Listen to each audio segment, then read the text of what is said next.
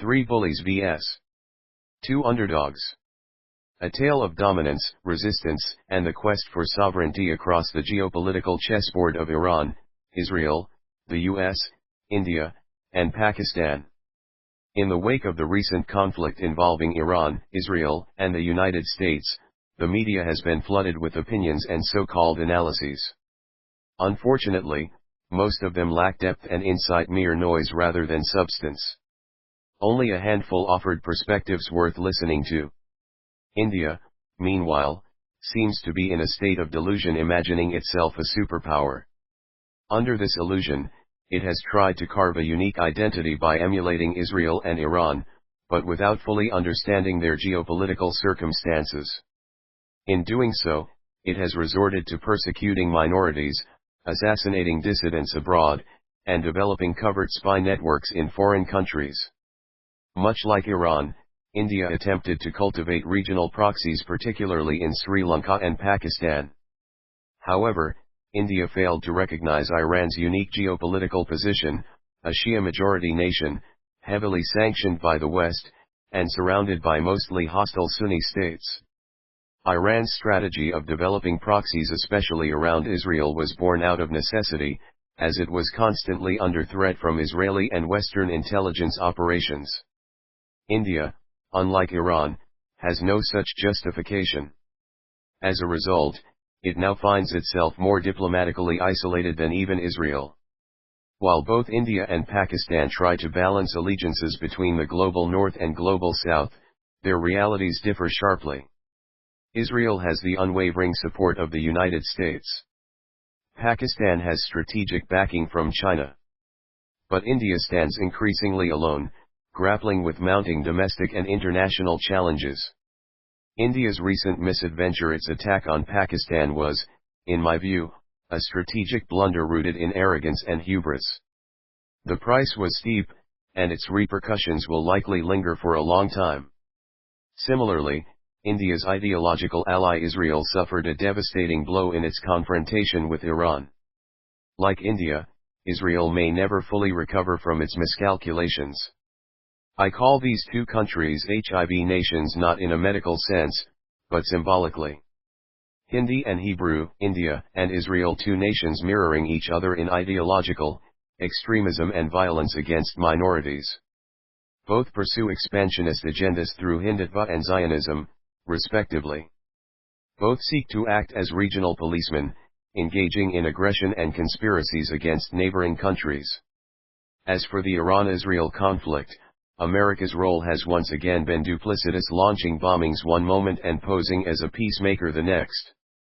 In this geopolitical theater, Pakistan's army chief, General Asim Munir, appears to have been played. U.S. President Donald Trump used Munir's visit to mislead Iran about America's true intentions, particularly regarding potential strikes on Iranian nuclear sites. In return, Pakistan gained nothing of value except hollow praise.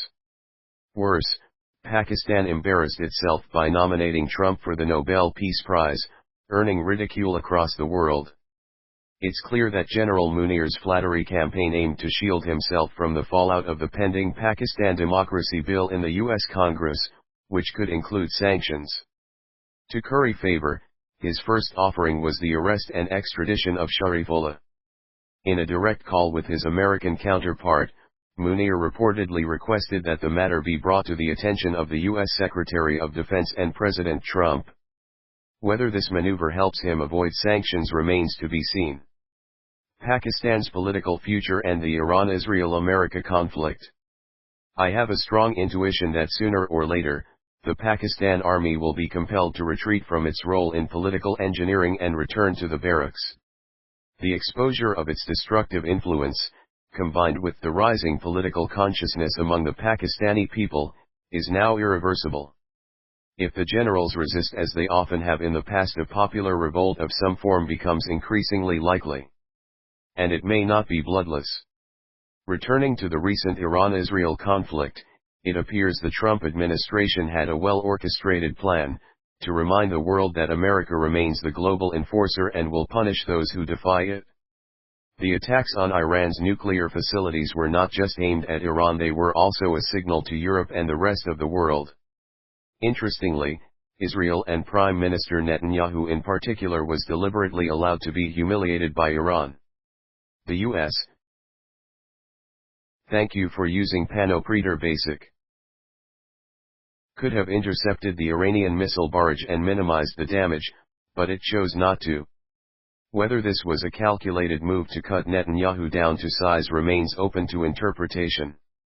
Given Zionist Israel's history and pride, its retaliation to this humiliation will be worth watching. Both America and Israel severely underestimated Iran's capacity for resistance and its ability to mount credible counterattacks.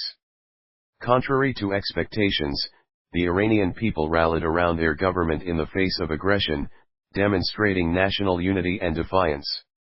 Meanwhile, on the American political front, there is a remote yet plausible scenario where the fallout from these events could influence the midterm elections, potentially leading to President Trump's impeachment or a broader shift in U.S. leadership. Similarly, Netanyahu's political future now hangs in the balance. His defeat in this war could very well mark the end of his tenure and political future. He may end up in jail. Now, let me pose a few important questions to the people of Pakistan. How can a group of generals, who installed a government led by known criminals, claim loyalty to Pakistan or its people? Why is it that, upon retirement, these generals suddenly become chairmen of public sector corporations or overnight defense analysts?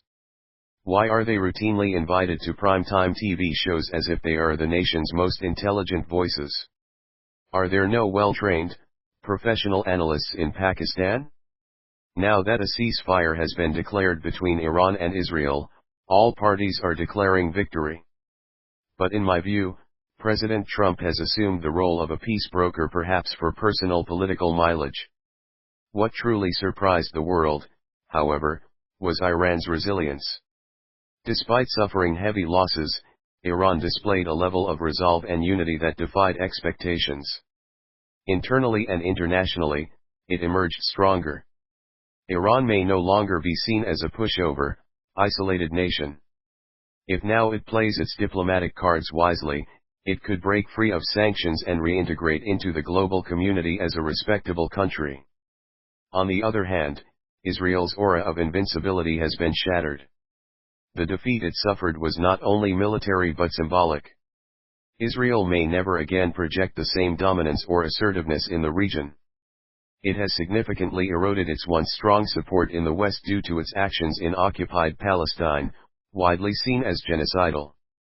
Criticize / comment / share / like / follow and subscribe.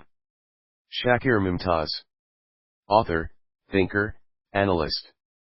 This audio file was created by Panopreter Basic. You can download it at panopreter.com.